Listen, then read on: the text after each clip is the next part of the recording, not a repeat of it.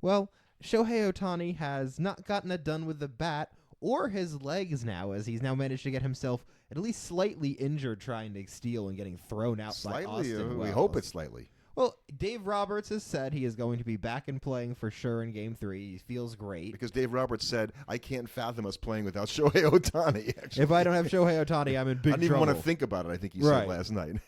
And I'm sure the Dodgers are thinking that too. If they don't have Shohei going in this, you're not going to be winning this series. You need him at 100, even 85, 90% in order to have a shot at this. I think that's a really good point, and I think it's true. There have been 92 teams in postseason play that have had a 2-0 lead. 77 times the team up 2-0 won the World Series. About 80% of the won the playoffs. Could be not World Series. So 80% of the time. And that makes sense. You're going to win more often than not when you're up 2-0. But Shohei being not himself at all could be one of those series where now there's a much greater path for the Yankees that is now open. That maybe wasn't open before that Shohei Ohtani. He was only 1 for 8, so he wasn't necessarily burning it up. And who's the other guy would come in his place? Right, but the way he not having Shohei shapes that Dodger lineup in such a different way that they need him, even if it's just the threat of him being something. Who is your DH if there's no Shohei? Is it Chris Taylor? It's not. It's a lot of people Paez, that make you go. People that you really don't want to have playing. So last year the Diamondbacks came back from 2-0 down against the Phillies in the NLCS to reach the World Series. So it's certainly, and Yankee fans, I thought Met fans were like doom and gloom, but with some of the Yankee fans, it's like they're ready to go to the bridge and jump. And like we lived the whole Mets season where they looked like they were in the dumper, and the Mets came back, and such to the point where you felt the Mets could come back then, even when they didn't. Right, even when they didn't, and then you still saw it. They score in that run in the final inning of the game, not going down without a fight. And it feels like the Yankee fans certainly think they're going to go down without a fight in this series. I mean, the first 2 games came down to the last at bat, right? And Freddie Freeman, of course, hits the amazing home run on the first pitch from Nestor Cortez, and then Alex Vesia comes in the 9th inning with the bases loaded on the first pitch, gets an out, game over. But let me tell you, Trevino hit that ball pretty far, and that he just missed hitting a grand slam home run. That's the difference. Right. That's the difference of this being a 1-1 series, and so that's I think if the Yankees, you can't be thrilled that you went down 2-0 in Los Angeles, but all that really does is put the pressure on you that Game 3 is a must-win victory. Because if you win Game 3, you're thinking, well, we got a bullpen game in Game 4. You're right back to a 2-2 series if you do that. And, Shohei on the bases, and here's a weird one, right? So he had stolen 59 out of the 63 bases in the regular season, the first 50-50 player in the history of Major League Baseball. It's all wonderful. It's amazing. And then he's tried to steal one time in the National League Championship Series. He didn't try to steal in the Division Series. He was thrown out by a guy who never throws anybody out, Francisco Alvarez. Who's one of the worst in the league at that. The red flag should have been going up at that point, going, wait, you can't be getting thrown out by Francisco Alvarez. Yeah. And then he tries to steal against the Yankees in Game 2, and Austin Wells, who's better than Alvarez at throwing out base runners, nails him, and he gets injured on the same play. So it's not a good look for a shoulder dislocation. Right, or subluxation. Or partial subluxation. But subluxation. Basically, it's a partial shoulder dislocation, the right. left shoulder. So he's not, obviously he's not worried about his throwing arm, but I don't think he was pitching in this World Series anyway. No, that had been, Roberts came out and said definitively Ohtani would not pitch. Thank goodness, by the way. That was right. So now I think if you're the Dodgers, it's gone pretty well. You got great starts out of Flaherty and Yamamoto, which you needed if you were thinking, okay, if you're writing the script for a Dodger series victory, that was definitely part of it. And now you're thinking, okay, Walker Buehler really needs to give us a good start here. You don't necessarily need to win this game behind Buehler, but you need him to give you at least innings here. He can't go out there and give up 6 runs in 2 innings. Unless you're just going to totally throw the game and do what they did against the Mets in that one game and just leave Honeywell out there to rot. Well, and here's the thing: the first 2 games, and I was thinking, I said that there were going to be a lot of runs scored in this series. The hasn't been the case so far. Hasn't been the case, and in fact, 2 of the starting pitchers, Yamamoto and Garrett Cole, both went over 6 innings. I think Yamamoto pitched 6 1/3, and Cole pitched 6.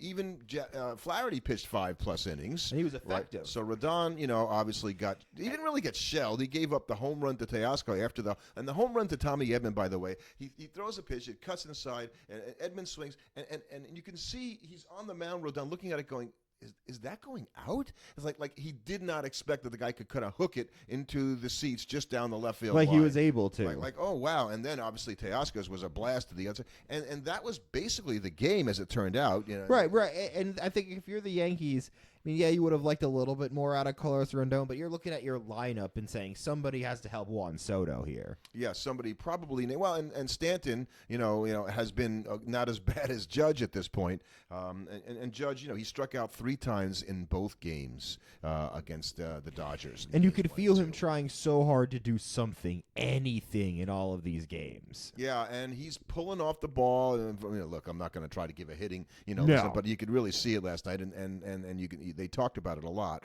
Here's what I think. You remember when Trey Turner was struggling with the Phillies last year? Yeah. Okay, and then he went to Philly, and the fans gave him a standing ovation when he was playing at his worst. And it really touched Turner, and it kind of turned his season around.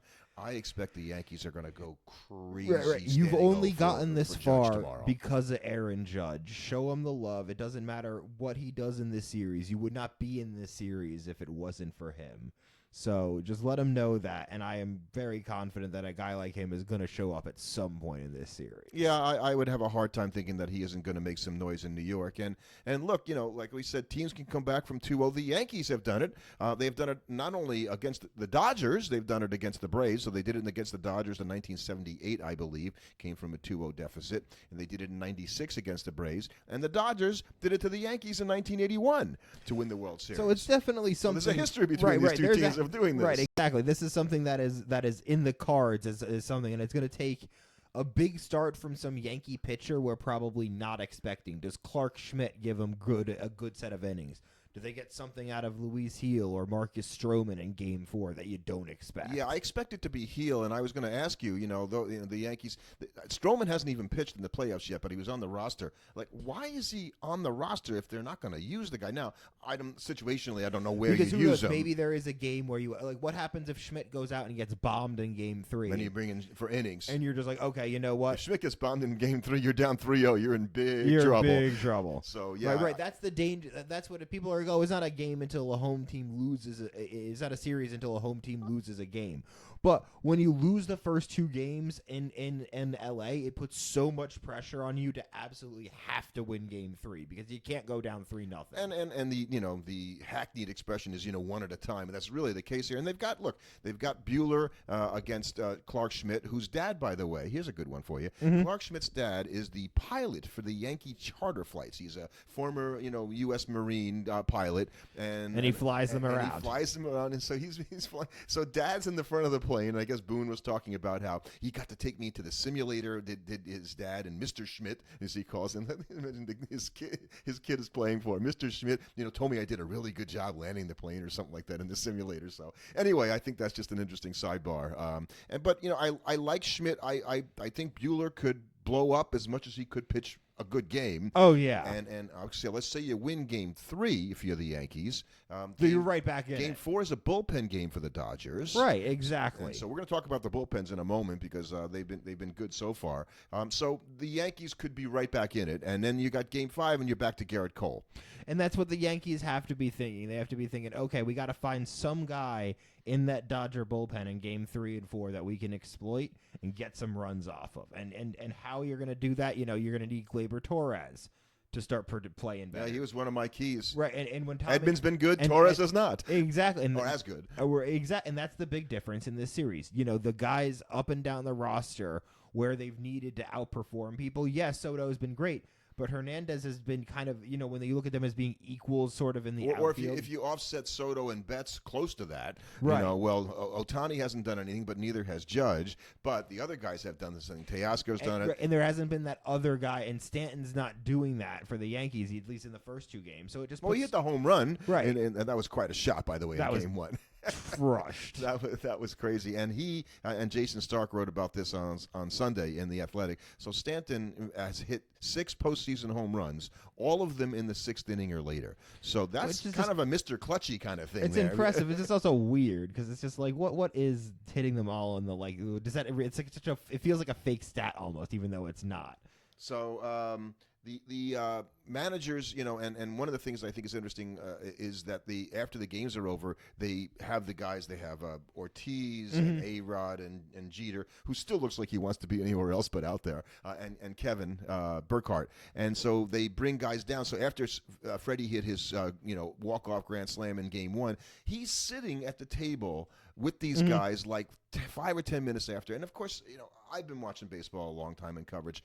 This never happened where you had the guy who just hit the most exciting home run you could possibly hit, a backyard home run, right? Things you talk about. Okay, I'm in the backyard. There's bases loaded, and the game's on the line. Well, Freddie and he did a pretty good job of talking, but you could tell he couldn't even process what had just happened. Right, he was still like in the moment as much as he's like because he's just coming out of being in the game, and we've seen this before where it's much harder for these athletes than you think to turn off being a competitor and go back to being like a normal person.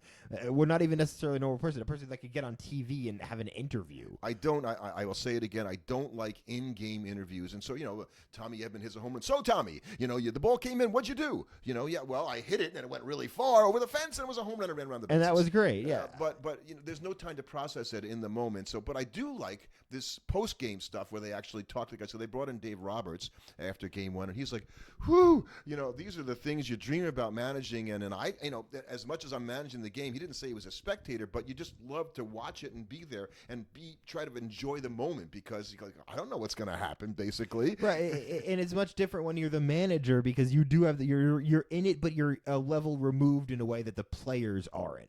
And so I think it's almost easier for the manager to kind of step back and go, okay, I can appreciate this for a second before getting back and just into the spirit of the competition. And I'd have to say, and I maybe I shouldn't, but through 2 games, it would appear that Roberts has outmanaged Boone just a little bit, if they want to say even more than that, because look, he pulls out his closer Trainin in Game 2 in the 9th inning. He brings in a lefty Vesia to face a lefty, and then they switch to Trevino, and he's a right-handed hitter, and he knew that was going to happen, right, that Austin Wells wouldn't bat there, and he still brought in Vesia anyway, and the guy gets a long out on one pitch, and so he looks like a genius, sort of, kind of, and if the ball was hit like another 20 feet, he would look like an idiot.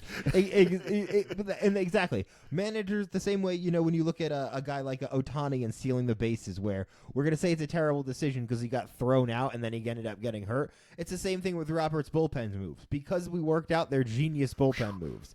And that's what he's saying when he's making that. He's like, okay, yeah, if it didn't work out, they wouldn't be interviewing him. So Freddie comes on the game last night after the game. He hit the leadoff. He hit the home run. So he had consecutive home runs in the World Series, which, has not happened all that often, and they made a point of putting him like the company of Babe Ruth and stuff like that. And so he goes, so what was it like going home last night? So Freddie's talking. He said, yeah, I didn't really sleep very much last night. I kept tossing and turning. My kids were all hyped up. My kids don't care that I hit a walk-off grand slam. They were screaming and because they didn't sleep enough, and they were all crying. You know what it's like with the kids that don't sleep. And so he's having this whole conversation, and you're thinking, the Freeman household, Right. After I hit a grand slam to win Game 1, the kids don't care. The kids are excited, but they're just excited because they're kids and people are excited. So I think that is a really good part of the coverage for Fox, and I've not been a big fan of Smoltz necessarily, but I've enjoyed him in this series. Right. Him and Davis have been. I think they're good. They're fine. At no point have I been annoyed listening to them, and I think that's the best thing that you can hope for with national level coverage. Is just with the way it's changed. You're never going to get 2 guys in there for the most part you love because they're never going to be your guys. You're never going to look at them with the same fondness that your announcers get looked at with. And Joe Davis has got a nice voice, and obviously the voice of the Dodgers during the regular season. So, I think it's fine that he's doing the games, although I really don't understand why you don't get, Met announcers to do the games. If you can have the Dodger guy do it, why, Darling and Gary Cohen, can't do national games, but Davis is the guy that they chose. Yeah, and he's done a good job. And the coverage has been good. I'm pretty happy with it overall. And there's a bit of condescending sometimes when they explain things to a degree that maybe I'm not always interested in, but it's not aimed at anything but everybody out there to make sure that fans that maybe aren't quite as crazy as me can understand what the heck is going on. So I think the lost in all of this is that the Yankees fans they haven't been home in a while, right? Will lift them up, I think, in Game 3, and I think they'll be. Yankees are not going to go down without a fight. I don't think this is a World Series team between two teams that are relatively mismatched, and that's really the only times I think you see a sweep. The Yankees aren't going to go down without at least winning one game. What this will tell you, though, is if they don't win Game 3, it'll probably just be a gentleman's sweep. Maybe the Yankees. A gentleman's sweep. Well, the Yankees win Game 4, and then the Dodgers win Game 5, and they win the series 4-1. Yeah. That's a gentleman's sweep, Yeah, courtesy game, I like you to got call a courtesy game. You got to win a game in front of your friends. You didn't go out 4-0 in the World Series, but you were never really in it. Whereas I think if the Yankees can win Game 3, it'll be a lot harder for me to see them just losing Games 4 and 5. Yes, and I think Roberts has done a good job in managing the bullpen, because I had thought that the Yankees had seen all the Dodger relievers, but they haven't.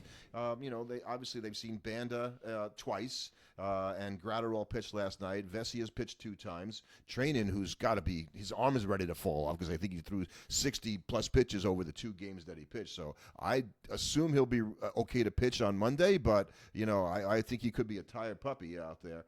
They have Tim Meza, Michael Kopech, who pitched in 1 game, not in both games, but Daniel Hudson hasn't pitched. Honeywell hasn't pitched, and I think they hope that they don't have to use him because he's sort of like a mop-up guy. And Landon Knack, who is a sometime starter for the Dodgers, is also on the staff. I don't know why, because if he's a starter, I guess I don't know if they'll bring him in, but they haven't seen every relief pitcher that the Dodgers haven't had to use all of their guys yet. So the question will be can they get multiple innings from anybody in this game, behind Buehler, to try and have as many arms available. Because they got that bullpen game in Game 4 is what I'm thinking about. And they would really love to be able to have, if we need to, we can get 9 innings from 9 different guys. And while the Yankees, on the other hand, right, they used Nestor Cortez as a relief pitcher, although he really isn't at this point. Right, and I think Yankee fans kind of disagree with that move. Everybody's pitched, right? Jake Cousins has pitched. Tim Hill pitched last night, although people felt he should have pitched, in the first game. Clay Holmes has pitched, not that great. Tommy Conley has pitched. Mark Leiter Jr. pitched last night. So Luke Weaver Yankees, pitched. we've seen the Yankee bullpen. Right. And I think the thing you're worried about is that the bullpen that didn't show any warts in the Cleveland series started to show the warts that everybody knew was there, but they managed to keep it together in those first 2 series in the postseason against the Royals and against the Guardians. And now, in these first 2 games against the Dodgers, some of those warts have shown again. So you got to think, are they able to tighten up and not let that kind of fully come back here? Or is that going to be their undoing? So we saw the Dodgers, obviously, in the Mets series, and we know that they got by the Padres, I think, 4 games to 2, or 3 games to 2 in that series. I think it was 3-1.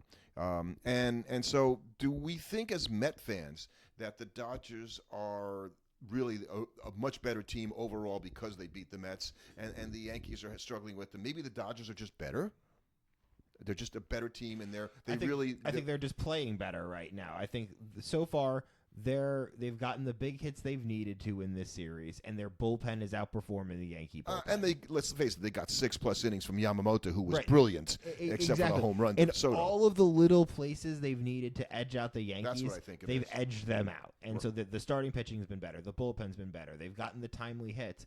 And so for the Yankees, they're going to need guys that you start not counting on to get performances from to start having performances. You need to have a game where Austin Wells goes 3 for 4 from the plate with a double or in a home run or something. Or you got a game at Gleyber Torres where he drives. Contributions from other guys. How about Rizzo? I mean, you haven't even really seen him in this series. Well, no, he's listen, he got a big hit by pitch in the last inning. Big hit by pitch is well, it wasn't his fault that he got hit, but they had the bases loaded with a chance to win the game. And so Yankee fans, calm down. Okay, you really were 1 swing away from being tied 1-1. At the same time, it feels very disingenuous to be like you were 1 swing away from being tied to 1-1 when it's a grand slam. Grand slams seem so much further. They lost by that the night before, though. It goes both ways. It feels very different I feel like it's different if it's 2 outs and a guy on second and you're only down 1. That feels like a much closer game than down 3 with the bases loaded needing to hit a grand slam. Even though functionally it's the same thing, or even down a run with no one on and 2 outs. hitting a solo shot just seems more likely than a guy hitting a grand slam for whatever reason. Yes, I agree. I agree with that. So, and I think the history of the Yankees and the Dodgers, each of them having come back from 2 games down to beat the other, means 0 at this point in this World Series. I don't think the Yankees go, back in 1978, we came back from 2 games down to beat the Dodgers. The only people thinking about that are fans and sports writers. Yeah, and I think that's that's something that just because it lets you know that it's possible, so that you don't lose hope and faith. Right, I exactly. think that's really what it is.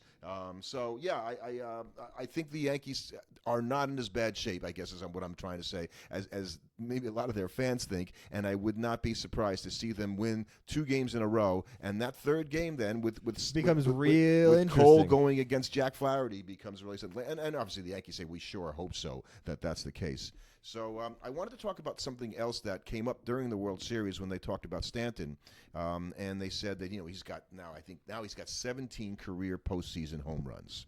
Which is a fair number of That's them. a lot. That puts him among the leaders all time, and obviously he's played a lot more postseason games than some of the guys like Babe Ruth and Lou Gehrig when they didn't have rounds of playoffs. So advantage to him. But it got me thinking. Well, he's got 429 career home runs, but that's during the regular season. That's not all his career home runs. His 17 postseason home runs give him 446. Except that baseball doesn't count postseason stats as part of career stats. Which is just wild because that's something I had. I think I knew, but I never really never thought think about it. Right. You're like, okay, wait a second. So that's 17 home runs that Judge doesn't get added to his total. That Stanton doesn't get added to Right, his Stanton. Right. And so now baseball is not unique in this, right? Football doesn't include it in career stats, which is stupid. Does basketball? Basketball does not. Okay, Hockey you know does what? not. All the sports are consistent then. Stupid. And here's why it's stupid. Because you're not only performing against the very best of the game, you're performing in the biggest situations, and those stats actually are more meaningful, if you want to ask me. And is it unfair to the guy who never got in the playoffs? Oh, he should have made it. He didn't get the card those stats because he never got in the playoffs. I do tend to agree with you in that, yeah, we should count them, especially as we've continued to expand the postseason involving more teams and more rounds and more games. They now represent a bigger and bigger portion of the player's career that you're not counting as part of their overall stats.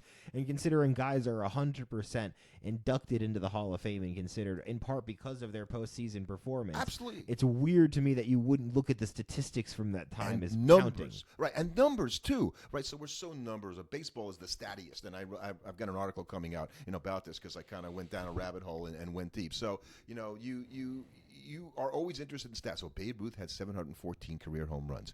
No, he didn't. He actually had 716 home He had runs. 729 because Right. he had 15 postseason home runs. And so all these numbers you remember your whole life, you'd have to recalculate all those because you added in the postseason stats. But there would be some guys. That would actually benefit from adding the postseason stats because they'd attain career numbers that they didn't attain. And then some guys that were right there, like Dale Murphy, right, Hall of Fame candidate, Braves player, right, 2-time MVP, had 398 career home runs. I wonder because back when he played, and he hasn't played in almost 40 years, he had 398 career home runs. So I'm looking at his postseason stats. Like he had only had 3 postseason games, and he had 3 hits and no home runs. Ended with 398, so it doesn't help Dale Murphy. So there are other guys, so Stanton, when you add his 17 career postseason home runs, now is ahead of Andrew Jones in all combined, because Andrew Jones had 10 postseason home runs, so he's got 402 less than Stanton. Yeah, he's got 444. Right. So and we always talk about he's a Hall of Fame borderline case, Andrew Jones. I think he should be in there because of the defense. Right, and I think that's where it comes is that Stanton's only you would argue marginally better, but actually it's a lot more. 1,500 fewer at bats, and he's got a way better career OPS. His ops is like 136 is ops plus. He is an elite power hitter that there are few people in the company of. And now, if the more interesting thing will be if he finishes his career with like 480 something regular season home runs, exactly. And I had 500. No, right. really, add the other ones the in there. postseason home runs would put it because he could hit another.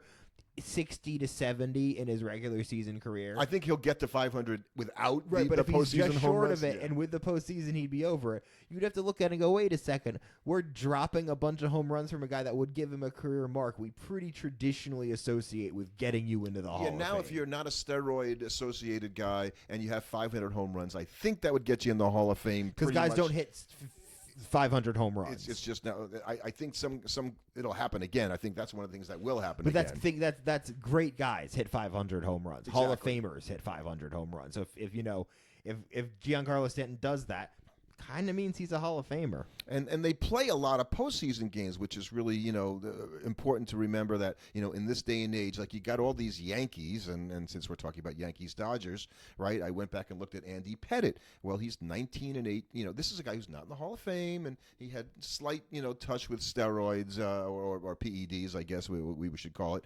And if you add Andy Pettitte's postseason career, and I'm going to say this because I have not been a proponent of him, and you included his stats, I think I would probably flip and call him a Hall of Famer. I hate that I probably agree with you, and that if you add in, because it's like he was really good, and I think by the way I look at it was like, well, I have to put in one of those guys because I'm gonna have to put in one of Bernie Williams. Not going to put in Bernie Williams. Bernie Williams, by the way, was a terrific postseason player. But Pettitte was a little better, so I can put him in and not feel terrible about it at the end of the day. Yeah, I went down to Posada to say, well, let's see, how many home runs did Posada have? Well, he had 275, but only 11 career home runs, so his total would be 286, and 300 might have been a magic number for him to have him more seriously considered as a Hall of Fame candidate. I think you're right on that. Like, if he was able to get to that career mark, it would have made it a lot. But he didn't make it any way you slice it. Right. But if he had made it, especially if he had made it sort of clean and not needed with the postseason stats, that probably would have put him over the edge. So and so it penalizes guys, and there are a bunch of Hall of Famers who made the Hall of Fame without ever playing in the playoffs. So good for them, right? Because they didn't need that but I feel like to do it. defending, which should be ultimately a pretty small subset of guys, right? Because that's the thing. If you think about it, the guys that are so good that they can make the Hall of Fame without ever making the playoffs. Like Mike Trout's made it like once or twice, I think, in his career, maybe one time. He's still going to make the Hall of Fame because he so clearly deserves it. A guy that was borderline, that his teams could never make the postseason, yes, that's not something that's entirely his fault, but like, you, as much as you want to reward a guy for like sticking with a franchise his whole career, at a certain point, if that like you chose to stay with a franchise that I guess. I mean, I think of Ron Santo, who passed away about 12 years ago, and he did get posthumously voted to the Hall of Fame, and that's kind of sad that he wasn't there to see it himself. Never played in the playoffs, just like his teammate for a long time, Ernie Banks. It didn't stop Ernie from making the Hall of Fame, and finally, Santo got in the Hall of Fame, deservedly so, I believe, but never had the chance to sort of have that extraordinary or exceptional postseason career that I think should really wait. When we said this before, right, when we talk about the Hall of Fame, if you're not great in the postseason, I'm not going to penalize your career by saying, oh, well, you were bad in the postseason. You know what? You were a Hall of Fame candidate. No, but I'm not going to penalize your career, but your career will be penalized when I'm judging it. Whether you want to or not, because you're still judging. Because I'm still going to be looking at postseason performance, and the fact that you never made the postseason, that you don't have any stats from that time period, is going to hurt you in a way that somebody that did make the postseason, even if it isn't your fault, right? Even if it isn't your fault, you still didn't do it. And is that fair? I don't know, but you know what? Life isn't fair in that respect. We're judging greatness, and it's hard for me to make an argument for greatness when you never had success. Right. And some of the greatest players ever to play, and Barry Bonds would be one of those, really didn't have a tremendous postseason career. He is not going to be excluded from the Hall of Fame, however, because of his somewhat not great, postseason play. He did hit some home runs in the postseason, but, doesn't have the resume in the postseason, so you really can't assess, well, what kind of a postseason player was he? He just didn't do it enough. Right. And that's not his fault, but it's going to hurt him when you're evaluating the greatnesses of his career. Then when you look at a guy like Jeter, who you can point to and say, not only look at all that amazing regular season stuff he did, but look at all these big postseason moments where he got it done against the biggest competition and under the biggest lights.